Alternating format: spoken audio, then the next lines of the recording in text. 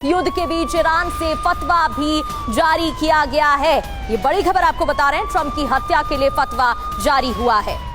जी हां, स्थितियां जो हैं वो बद से बदतर होती हुई नजर आ रही हैं। मकारम शिराजी जो कि ईरान के ग्रैंड मुफ्ती हैं, उनकी तरफ से फतवा जारी किया गया है। युद्ध के बीच ईरान से ये फतवा जारी हुआ है। आयतुल्लाह खामनेई के मारे जाने के बाद ट्रंप की हत्या के लिए फतवा जारी कर दिया गया है। ईरान ने खाड़ी के रास्ते बंद कर दिए हैं। रिटेलिएशन ईरान की तरफ से लगातार जारी है और अब ईरान की तरफ से, ईरान के ग्रैंड मुफ्ती की तरफ से यह फतवा जारी किया गया है जिसमें ट्रंप की हत्या का जिक्र है।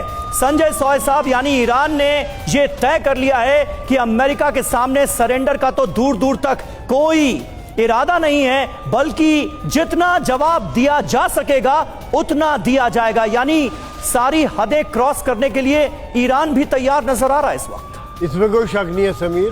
देखिए, फतवा जारी कर दिया और अमेरिका की धमकी, इजराइल और अमेरिका के अटैक्स, खमेनी की डेथ, इन सब के बाद भी इनके अटैक्स जारी हैं। और यहाँ पर एक चीज़ और कहना चाहूँगा समीर, ये बड़ा सोच समझ के हमले कर रहे हैं, वैसे नहीं कर रहे हैं। जो पास में है, जैसे दुबई हो गया, ओमान हो गया या कतार हो गया, वहाँ पे ज़्यादा ड्रोन के द्वारा हमले कर रहे हैं क्योंकि कम रेंज में वो पर्शियन गल्फ को पार करते हैं, नीचे उड़ते उड़ते जाते हैं समुद्र के ऊपर, फिर हमले करते हैं। इजराइल के ऊपर वो मिसाइल से हमला करें, जैसे आप अभी फोटो दिखा रहे थे, तो ताकि वो मिसाइल को बचाएंगे। बैलिस्टिक मिसाइल का हमला है ये। बैलिस्टिक मिसाइल सीधा ऊपर जाती है, सीधा नीचे आती है। तो ये जो दिखा रहा है कि बड़ा सोच समझ के प्लान तरीके से काम चल रहा है वहाँ पर। ये टॉप लीडरशिप जाने के बाद भी जिस प्रकार से आयतुल्लाह खुमैनी को उम्मीद थी, उन्होंने पहले ही अगली लीडरशिप्स को नॉमिनेट किया हुआ था 4 लेवल डाउन तक, हर लेवल में, चाहे वो सेना हो, प्रांत हो, डिपार्टमेंट्स हो या उनके अपने उत्तराधिकारी हो। तो ये सब देखते हुए मेरे हिसाब से इस समय में जो माहौल है वो बद से बदतर हो रहा है और कोई कंट्रोल में आने वाला नहीं है। सवाल सिर्फ एक है, सप्लाई चेन वाला। मेरे ख्याल से ईरान ने बहुत बड़ी संख्या में बना लिया था और ड्रोन बनाने में माहिर है। रशिया तक को ड्रोन सप्लाई कर रहे थे, बैलिस्टिक मिसाइल बनाने में माहिर हैं। और देखा जाए सैंक्शंस के बाद होते हुए भी ये इतनी बड़ी संख्या बनाने में सफल रहे। मुझे ऐसा लगता है समीर कि कहने की जो अभी एक्सरसाइज हुई थी यहाँ पर रशिया और चाइना के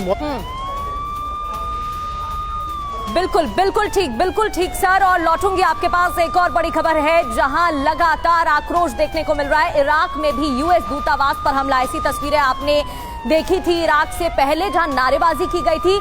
कराची पाकिस्तान की तस्वीरें और अब इराक की तस्वीरें आप देख रहे हैं। गुस्साई भीड़ ने हंगामा किया है। बगदाद में दूतावास के अंदर तोड़फोड़ की गई है, नाराजगी जताई गई है। पुलिस और प्रदर्शनकारियों में इस दौरान झड़प भी हो गई क्योंकि इन्हें रोकने की कोशिश की गई थी। तो ये इराक की तस्वीरें आपको दिखा रहे हैं। मनीष झा हमारे साथ मौजूद हैं। मनीष, न सिर्फ ईरान बल्कि बगदाद से, इराक के कई इलाकों से ऐसी तस्वीरें सामने आ रही हैं जो बता रही हैं कि इराक के भी कई हिस्सों में कई ग्रुप्स के बीच खामनेई को जबरदस्त समर्थन हासिल था। देखिए, इसमें कोई दो राय नहीं कि ईरान के सुप्रीम लीडर आयतुल्लाह खामनेई एक बड़े धार्मिक गुरु थे, न केवल शिया धर्म के बल्कि एक बड़े स्कॉलर भी थे और उनकी एक अलग किस्म की प्रतिष्ठा भी थी। अब यहाँ पर राजनीति के तौर पर देखने वाले अलग अलग किस्म के लोग हैं।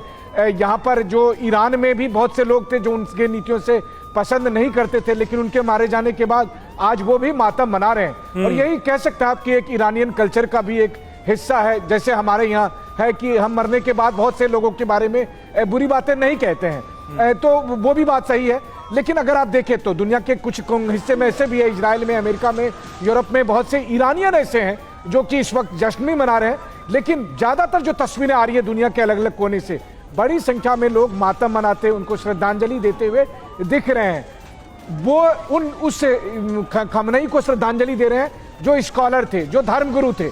लेकिन जहां तक ईरानियन रिजीम का सवाल है, ईरानियन रिजीम को लेकर बहुत हद तक अमेरिका में, यूरोप में और दुनिया के बहुत से कोने कोने में ये माना जा रहा था कि खामनेई के बाद इस रिजीम का खात्मा संभव हो सकता है। और इसीलिए इजराइल और अमेरिका के इस ऑपरेशन के बाद उन्हें ये लग रहा है कि अब जो है नया ईरान बनता हुआ दिखेगा। ये अलग बात है कि वो ईरान शायद टुकड़े टुकड़े में बढ़ता दिखे। लेकिन कैसे? क्योंकि मनीष, यहाँ पर गवर्निंग काउंसिल का गठन किया गया है जो अब खामनेई की जिम्मेदारी संभालने वाली है, लेकिन क्या वो काफी होगा? कौन आगे जिम्मेदारी लेगा? क्योंकि यहाँ ईरान की तरफ से बातें तो बहुत बड़ी कही जा रही हैं।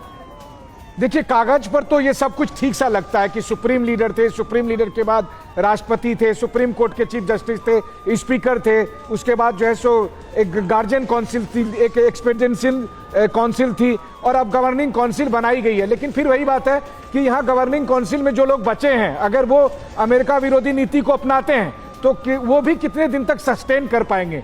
याद करिए कि हमास के साथ, हिजबुल्लाह के साथ यही सब कुछ तो होता रहा। लीडरशिप खत्म होती रही, उसको रिप्लेस करने वाले लोग आए, फिर वो मारे गए, और तब तक अमेरिका और इजराइल का ऑपरेशन चलता रहा।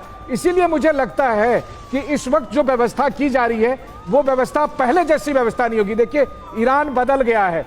कल की घटना के बाद ये ईरान वो ईरान नहीं है जो पिछले 47 साल